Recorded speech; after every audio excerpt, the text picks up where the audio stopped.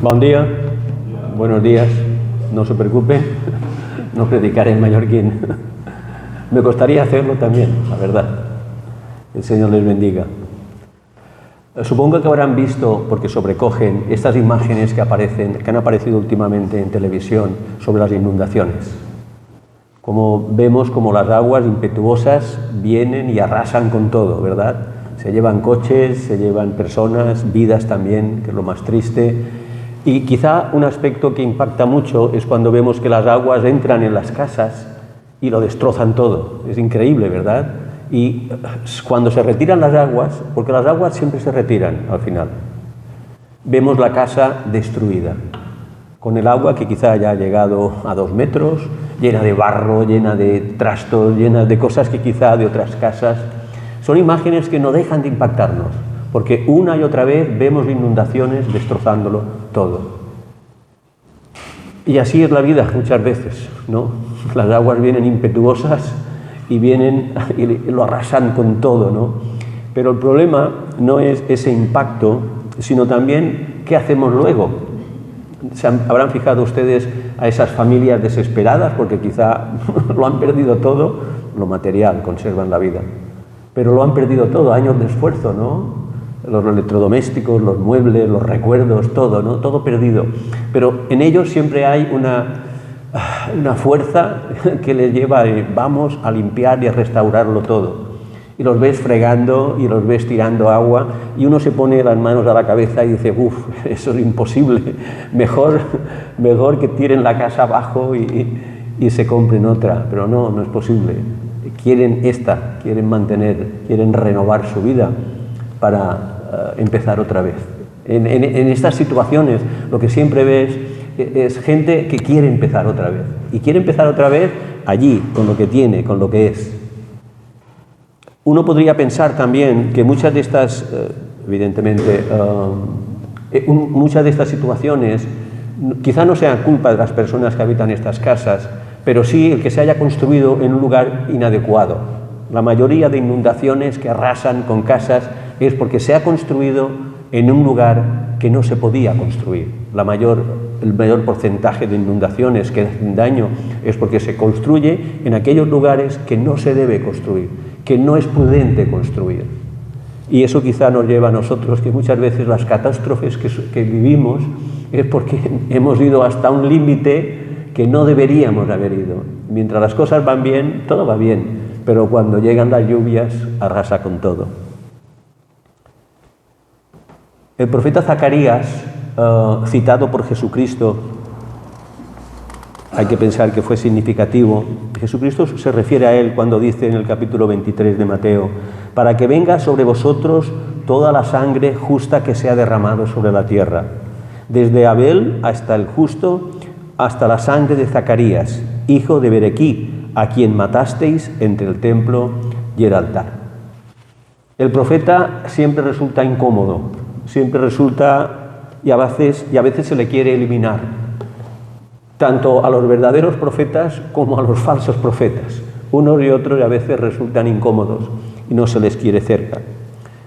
Zacarías, sabemos de él que fue uno de los del pueblo de Dios que regresó de Babilonia en una de esas caravanas que el rey había permitido que regresaran a Jerusalén, y él iba en uno de esos grupos, ¿no? Niño, siendo niño regresó a Jerusalén. No había nacido en Jerusalén, pero siendo niño regresó, tenemos que suponer, con su familia, regresó a Jerusalén. Esa Jerusalén que estaba destruida, pobre, que ya nadie le hacía caso ni la respetaba, de ese pueblo que había sido un pueblo poderoso y significativo. A esa Jerusalén llegó Zacarías. Y vivió unos años en los que esa Jerusalén estaba destrozada, sin murallas, pobre, a la que nadie hacía caso, y él creció en ese ambiente. Pero Dios siempre en su misericordia permitió que eso empezara a cambiar. Y por un tiempo esa Jerusalén, ese pueblo de Dios, volvió a resurgir, volvió a limpiarlo todo, volvió a ponerlo todo en orden, volvió a reconstruir lo que era su pueblo, lo que era su fe. Y en ese contexto se crió Zacarías, en una Jerusalén triste y desolada. Y muchas veces las vidas de los hombres y las mujeres son vidas tristes y desoladas, que necesitan de una renovación, de una purificación. Y Dios, a medida que fue creciendo Zacarías, empezó a usarlo y vemos cómo lo levantó para advertir a su pueblo que debía purificarse, limpiarse para ser restaurado. Porque no es posible restaurar nada que está muy estropeado, muy sucio, si primeramente no lo limpiamos. No es posible, no puedes unir una casa llena de barro sucia y volver a todo normal, volver a comprar cuadros dentro de la sociedad, volver a comprar muebles. No, si quieres restaurar hay que limpiar primero. Todos aquellos que nos hemos convertido de adultos entendemos muy bien esto, que el que ha nacido en una casa de creyentes, de cristianos, en un sentido lo tiene más fácil. Pero el que se ha convertido de adulto es un proceso que tú sabes, eres consciente de que primero tienes que limpiar todo, tienes que sacar todo, no tiene sentido y no funciona además si pretendes hacerlo y pretendes, bueno, voy a reconstruir todo. No, si no limpio primero, todo lo que vaya haciendo será perder el tiempo y volver para atrás. La verdad profética es atemporal, porque Dios es atemporal.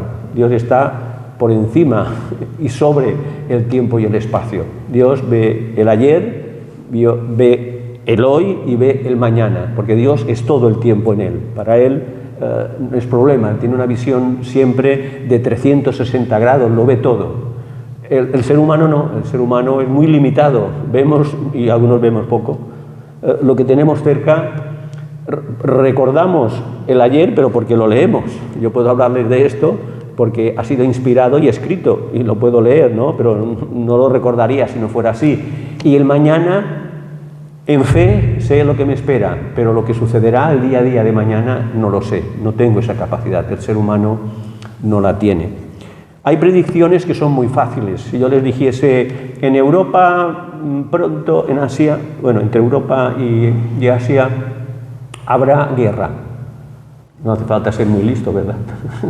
Porque todos los acontecimientos y todas las señales nos muestran que claramente puede haber una guerra que se extienda más allá de la que se está produciendo ahora. No hace falta ser muy listo. Hay catástrofes que tú las ves porque ya hay señales, ¿no? Si vemos que hay humo, hay que ser muy listo. Si a lo lejos yo veo humo, hay que suponer que debajo de este humo hay un fuego, ¿verdad? Hay predicciones que son fáciles de hacerlas, ¿no? Hay profetas que juegan a seguro, saben que sucederá algo porque es evidente que se está produciendo. Pero Zacarías no, Zacarías veía cosas que vendrían 500 años después. No es que la visión que está teniendo Zacarías, lo que está diciendo Zacarías, son acontecimientos que pasarían 500 y pico de años después. Zacarías recibió ese mensaje y esa visión de Dios, pero no lo conocía en profundidad y en alcance. El profeta, en la palabra lo vemos, él repite lo que Dios le ha inspirado, pero él no sabe el alcance de lo que está diciendo. Ve una parte, y Dios también nos habla a nosotros de muchas maneras, pero no lo entendemos todo, o un servidor no lo entiende todo. Yo entiendo algo por fe, bueno, y luego se cumple de alguna manera, o se cumplirá. Muchas veces todo lo que Dios nos dice a través del Espíritu Santo se cumplirá o se está cumpliendo, pero no lo entendemos todo cuando lo recibimos la advertencia, la corrección, que Dios nos habla de alguna manera. Quisiéramos saber qué sucederá, que ya llegáramos a lo que nos dicen, pero hay que tener paciencia y fe. En este capítulo vemos imágenes y profecías que tienen un significado muy profundo, mucho más allá de lo que Zacarías podía entender. Pero no hace falta que lo entendamos todo. Lo que sí es necesario es que obedezcamos a lo que sí entendemos y a lo que sabemos que es correcto. Que queremos saberlo todo, ¿no? Yo si no me lo explicas todo, Dios, no estoy seguro. No funciona así. Hay que sujetarse a lo que sabemos que viene de Dios y que Dios ha proclamado en su palabra. Si está aquí, es de Dios y es lo correcto, aunque yo no lo entienda, aunque tú no lo entiendas. El profeta empezó a profetizar y a la vez advertir, porque después de este periodo de paz en el que él creció en Jerusalén, entendemos, de esa paz y ese amor de Dios, hasta que otra vez empezaron a surgir los enemigos del pueblo, como otras naciones que había alrededor, otros imperios, otros pueblos, empezaron a crecer y empezaron otra vez a atacar a Jerusalén, no tanto como ciudad, sino empezaron a atacar al pueblo de Dios, una y otra vez. El ataque es permanente, el ataque que tiene todo aquel que ha entregado su vida a Cristo es permanente, pero tenemos armas para defendernos. Gracias a Dios, el Señor no nos va a dejar sin recursos y sin armas, pero no cesa la lucha es permanente. Quisiéramos descansar, ¿no? A veces uno dice, no puedo más. ¿Lo has repetido en alguna ocasión? El mallorquín diría, no por un mes, pero significa lo mismo. El agotamiento que llega a uno, ¿verdad? Cuántas cosas que van cargándose. Jerusalén volvía a estar en una situación de peligro, porque poco a poco los enemigos se cernían sobre ella y sabemos lo que sucedería. Y el profeta en ese capítulo nos muestra 3 mensajes que Dios quiere dar y que le da. Uno, que necesitamos purificación. Empezó por aquí. Empezó por la necesidad que tenía el pueblo de Dios de purificarse, limpiarse, porque lo que Dios tenía preparado era una restauración, y la restauración siempre requiere de una limpieza profunda. El otro mensaje, ese es importantísimo, eliminar a los falsos profetas. Y el otro, y ese enseguida nos identificamos, el pastor herido. Textualmente usa esta expresión, el pastor herido. Y sabemos que nos está hablando de Jesucristo. Zacarías no lo sabía. Zacarías, en obediencia, transcribía y proclamaba lo que Dios Padre le había enseñado, le estaba inspirando. Pero él no entendía muy bien lo que iba a suceder. Nosotros sí, porque lo podemos leer. Y no solamente lo podemos leer, sino porque lo hemos vivido todos aquellos que hemos recibido a Cristo en nuestra vida. Limpiarnos y restaurarnos. Es un proceso además permanente. No es que me limpie una vez, me purifico una vez y ya estoy restaurado y ya he acabado. No, es un proceso permanente que requiere mi atención y mi dedicación permanente a buscar al Señor, ser fiel, obedecerle y todo lo que me manda el Señor. Y eso es un proceso, eso es la vida del creyente. O sea, la vida del creyente en cierta manera es un despojarse de aquello que estorba, de aquello que me ensucia, de aquello que me carga, de aquello que me aparta, para estar restaurado y esta restauración sea permanente. En Juan vemos unos versículos, en Juan 13, quiero leérselo, que dice, cuando recuerdan el pasaje en el que Jesús está quiere lavar los pies a los discípulos y uno se negaba, Jesús le dijo en Juan 13, el que está lavado no necesita lavarse los pies. Claro, el lavarse los pies era un acto simbólico, era una manera de respeto al que venía de viaje, claro. Los caminos no estaban asfaltados, llegaba con los pies sucios y en señal de respeto el anfitrión lavaba los pies a esta persona que llegaba. El que está lavado no necesita lavarse los pies, pues está todo limpio. Y vosotros limpios estáis, aun que no todos. De manera simbólica Jesucristo hace referencia a ese acto protocolario, casi este acto de respeto al que llegaba a lavarle los pies, a quitarle todo lo que había, toda la suciedad que se le había pegado en el camino. Y en el camino del creyente se nos pega suciedad, no podemos evitarlo. Desde que nos levantamos por la mañana hasta que nos acostamos, constantemente puede pegarse el polvo del camino en mis pies. ¿A ustedes no se les pega el polvo del camino en los pies? A un servidor sí. Y tengo que reflexionar y saber en dónde he cogido la suciedad. Porque es importante saberlo, ¿no? ¿En dónde ese polvo me ha contaminado? ¿Y qué puedo hacer para que ese polvo me pueda limpiar de él? Es un proceso diario. Pero podemos hacerlo, tenemos que dar gracias a Dios, no hay que preocuparse, no, es el proceso de la vida, es lo que el Dios quiere que estemos siempre vigilantes. Es una promesa maravillosa. En aquel tiempo habrá un manantial abierto para la casa de David y para los habitantes de Jerusalén. Eso lo entendió. Yo pienso que Zacarías esto lo podía entender. Lo que quizá no sabía es que pasarían 550 años para que ese manantial se abriera. Y también quizá no entendía muy bien que ese manantial sería el Hijo de Dios hecho hombre, que su sangre limpiaría y actuaría como un manantial para limpiar a todos aquellos que se sumergen en el Señor. Es una promesa maravillosa, pero ahora este manantial, sabemos, porque lo que lo hemos vivido, puede limpiar todo pecado. No hay situación, no hay nada que ese manantial es tan poderoso no pueda cambiar, no puede transformarlo. A veces hemos quizá hablado con personas que dicen, no, es que yo lo que he hecho, lo que ha pasado, eso no se puede cambiar, eso... No es cierto. Esa manantial tiene tal poder, esa agua, que puede limpiar todo lo que tenga que limpiar. No hay suciedad imposible para el agua de vida. Puede limpiar y puede cambiar todo. Y si puede limpiarlo todo, puede restaurar la vida de la persona, del hombre o la mujer que necesita ser restaurado, ser transformado, ser cambiado. Nosotros podemos mirar el pasado, ¿verdad? Yo puedo leer estos versículos, ustedes los habrán leído muchas veces y se entiende fácilmente. Ustedes pensarán, bueno, eso yo ya lo he leído, no hace falta que Juan nos lo diga. Está clarísimo que este versículo se refiere a Jesucristo. Eso está muy bien, ¿no? Y espero que sí, que lo hayan leído muchas veces, ¿no? Pero en aquel tiempo el pueblo de Dios quizá no entendía nada.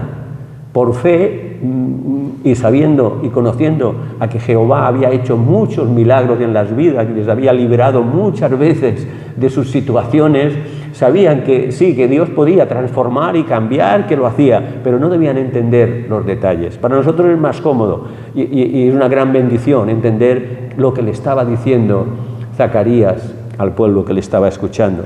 Nosotros podemos mirar al pasado, leerlo, pero no podemos adivinar el futuro. Zacarías tampoco podía transmitir lo que el Señor le manifestaba. Pero sí podemos entender, y eso lo pueden entender todos, y debemos transmitirlo y proclamarlo a todo hombre y a toda mujer, que esta fuente es para todos. Eso es lo importante. No para el pueblo de Dios, que él se refería al pueblo de Dios, que esa fuente ahora nosotros ya sabemos que es para todos, para unos y para otros, no importa de qué condición, de qué sexo, de qué religión incluso sea, no importa de qué ámbito económico o social, no importa, ese manantial es para todos, no hay ningún tipo de discriminación ni de límite, es para todo aquel, simplemente, miren qué salvación tan grande y tan fácil, basta recibir a Cristo. Es tan grande que nos resulta difícil cuando nos lo dicen, cuando nos dicen que no, basta que aceptes a Cristo sinceramente en tu corazón y tu vida cambiará. Pensamos, no puede ser, no puede ser tan fácil, nadie te da algo tan fácil. Sí, Dios puede hacerlo. Luego hay un proceso, eso es evidente, ¿no? Y si te dicen que ese proceso no llevará su tiempo, te están mintiendo. Pero el aceptar a Cristo y el recibir la salvación por gracia, eso es un instante. Basta decir, sí, Señor, te quiero y te necesito y prometo cambiar mi vida. Eso es suficiente. Es una fórmula, parece casi mágica en un sentido, pero que tiene el poder de Dios en nuestra vida. Y cuando la proclamamos de verdad, empieza a cambiar todo y empieza todo ese proceso de limpieza y de purificación. El segundo mensaje que está en este pasaje es eliminar los falsos profetas. Hoy en día sigue habiendo muchos falsos profetas.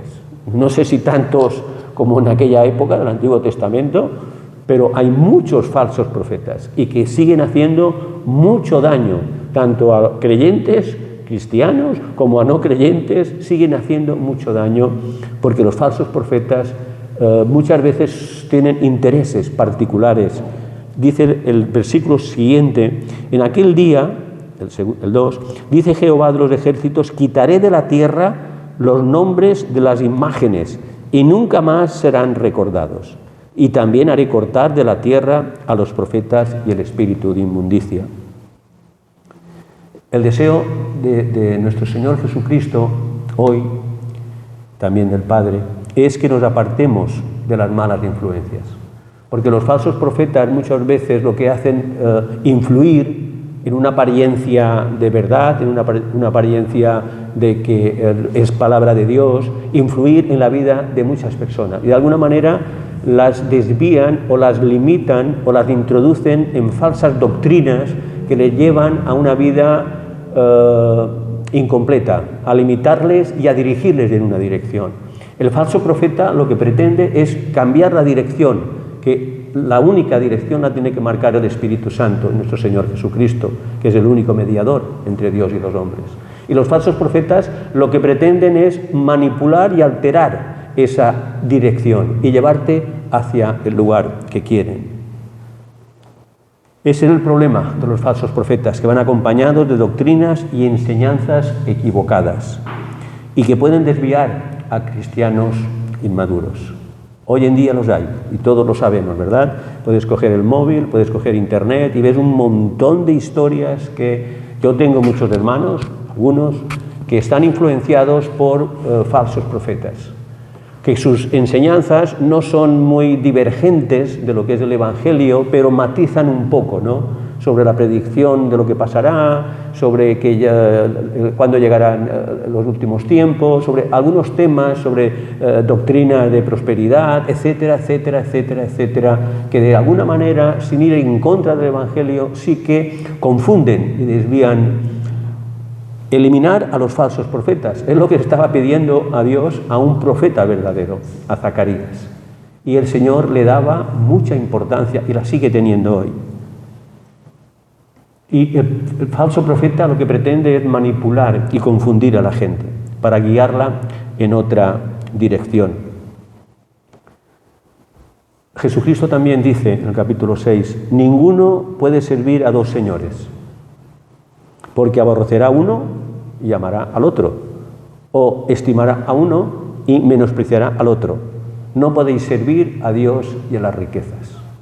Y esas riquezas cámbialo por cualquier otra cosa que te ocupe tu tiempo, tu energía, tu atención, tu corazón. Esas riquezas puedes cambiarlo por lo que tú quieras, por 1000 cosas que hay.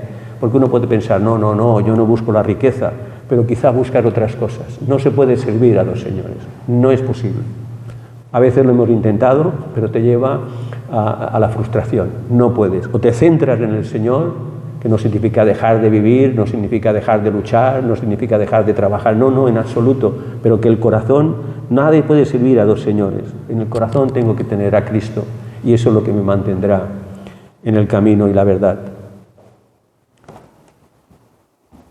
Pero los falsos profetas, yo no puedo poner la excusa, no, porque ese falso profeta ha dicho esto y yo me lo he creído y es su culpa, no, es nuestra responsabilidad. Porque nosotros tenemos que rechazarlos. Nosotros, cualquiera que quiera, tiene suficiente información para conocer si es un falso profeta o no. Hay una prueba muy sencilla, la prueba del algodón, ¿no? Había un anuncio que uno cogía un algodón y si estaba sucio, es que la pared estaba sucia, la prueba del algodón. Es muy simple, ¿no? Un falso profeta, a veces es mucho más sutil, también es fácil. Si dice la verdad, bueno, a ver. Yo hace unos meses lo compartí, un hermano que está influenciado por un falso profeta y yo intento, con amor y respeto, que despierte. Me dijo una predicción sobre un país que yo conozco mucho. Me dice, no, mira Juan, me relató todo lo que el falso profeta le había dicho. Yo lo estaba escuchando y en ese instante, estaba viendo unas imágenes que estaban desdiciendo lo que él me decía. Y yo en ese momento lo estaba viendo. Dice, oye, pero mira, digo, entra en tal sitio y tú verás lo que yo estoy viendo. Eran unas imágenes que contradecían todo lo que ese falso profeta estaba diciendo. Hay falsas profecías que es muy fácil de discernir si son mentira o si son verdad. Otras quizás son más sutiles. Pero no importa.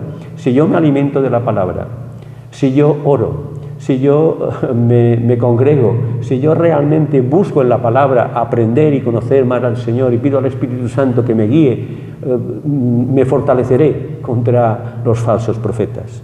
Porque están al acecho, pero es mi responsabilidad el yo rechazar las enseñanzas que no son correctas.